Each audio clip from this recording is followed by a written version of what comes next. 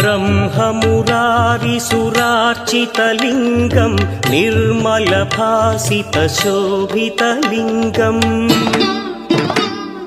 जन्मज दुःखविनाशकलिङ्गं तत्प्रणमामि सदा शिवलिङ्गम्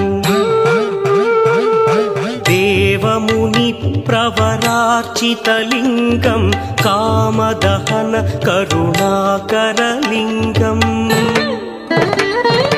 रावणदर्पविनाशकलिङ्गं तत्प्रणमामि सदा शिवलिङ्गम्